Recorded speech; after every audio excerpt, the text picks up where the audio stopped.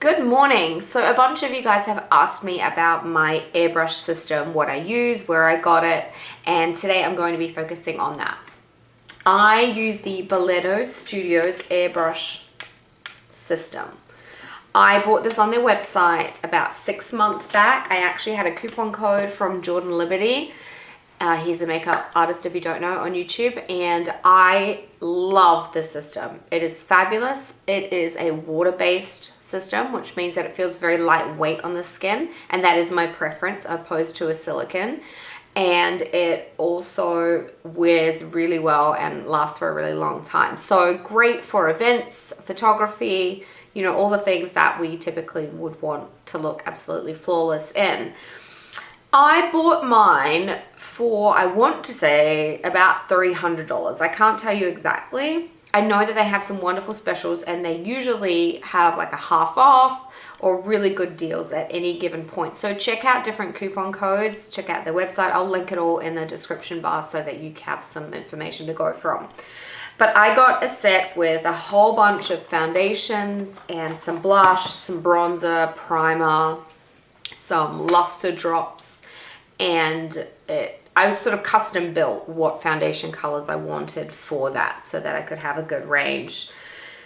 Yeah, let's talk about the product a little bit. It's very simple. I don't know if you can get this black one on the website. I did have a little look just before we started, and the only one that I can see right now is the Ultimate Airbrush System, and that I believe is just the actual unit itself, and that is $150, and I think that's on special. It's saying that the recommended price is $380, so awesome deal. Again, I will link all their information down below so you can check it out for yourself. But this is so simple and lightweight and portable, and that's why I love it so much. You basically plug it in. It has this hose here, which is the compressor air. You have the wand. It sits in this little cup right here, and then on top you have the on button and you have the mode button. I'm sorry, my lighting is terrible. It's probably very hard for you to see. So basically we turn it on and it will instantly jump into the medium mode. If I want to change that, I just hit the mode button. That's high and this is low. Primarily when I use my airbrush, I keep it in the medium mode. When I'm doing full face, when I'm doing blush, I tend to keep it on the medium to low.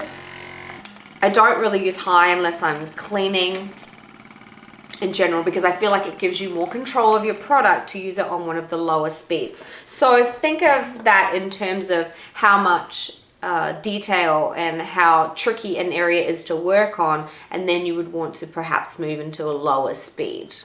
Make sense? Okay. I don't know if it comes with, I think you may have to purchase cleaning fluid. Some people say you don't have to do this. I like to have it on hand because it makes it really easy to clean, and then I usually go ahead and run some water through it as well. But I'm going to give you guys a demonstration so you can see how to use it. All the actual technicalities of the system you can find on other tutorials and on videos on their site. So, you know, I don't have to go through all the inner workings of this stuff.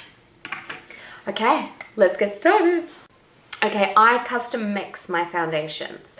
I take a yellow 2 and I put a couple of drops into the cup of the unit.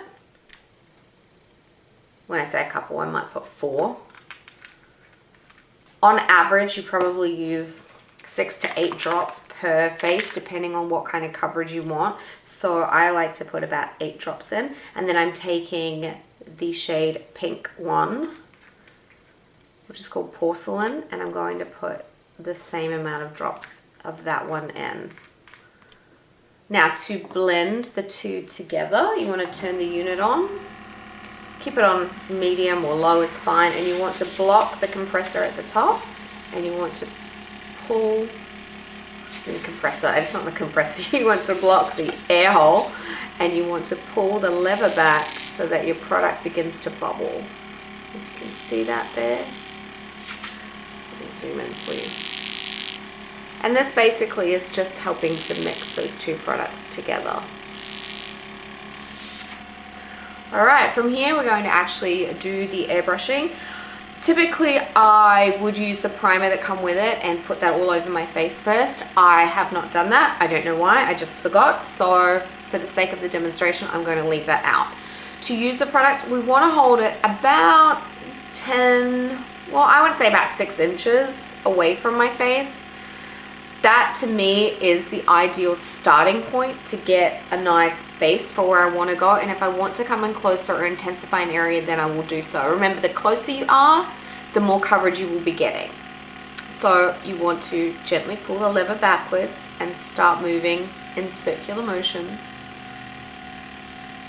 like this around. I like to do the extremities of my face first. Don't forget your ears.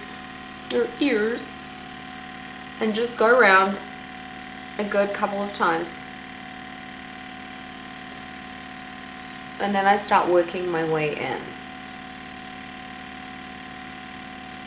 I try and avoid the under eye area. I actually prefer to go in with concealer under that area before I begin this process. In my experience, I have found that the foundation catches a little bit in there and can look a little bit, I wouldn't say streaky, I would say that it can sort of perpetuate lines.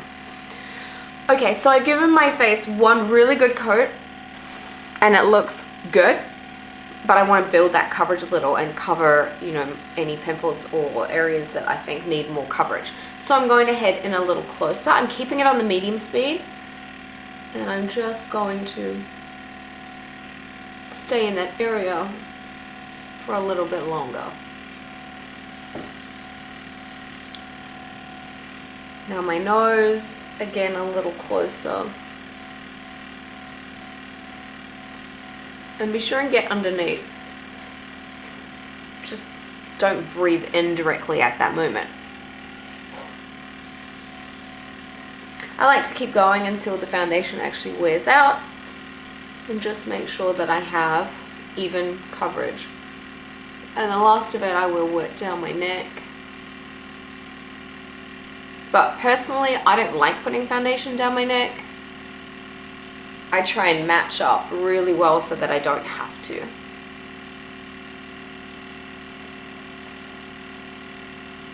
And you'll know when you get to the end, because you won't have that cool feeling. It will just be air. Okay, while it's still on, I like to make sure all my product is out. See how it changed sound? And just blowing it onto a tissue like that.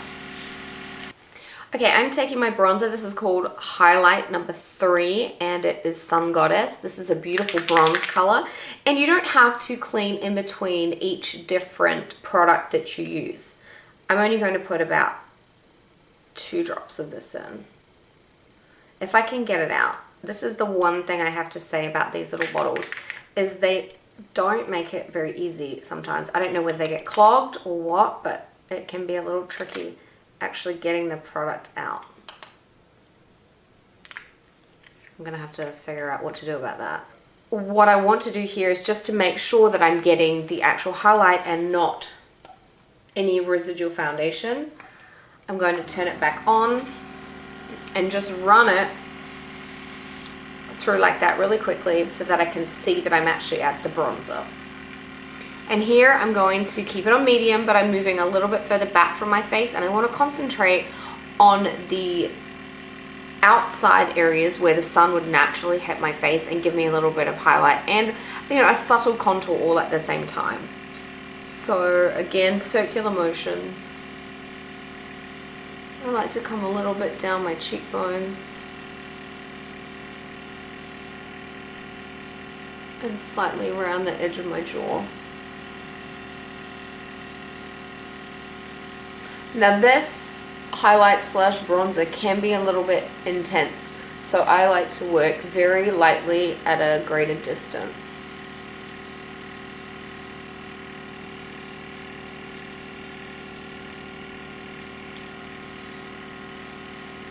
And if you want, again, take a little down your neck, across your chest area. Okay, and that for me is enough. And the residual, again, I'm just blowing out onto that tissue. I'm going to go straight into bronzer. I'm using Coralia. This color is beautiful. Just a really pretty peachy pink color. Adding a couple of drops. I probably put 3 in, but I am going to have to blow that residual product out. So I like to put an extra drop in just to make sure I have enough. Okay, working it out until you can see the actual color on your tissue. And then coming in for the blush, I'm working a little bit closer this time, starting at the hairline, coming down onto my cheek. And I don't want to take it too close to my nose. I like to finish it about here, which is sort of the midpoint of my eye, and then work it up a little higher.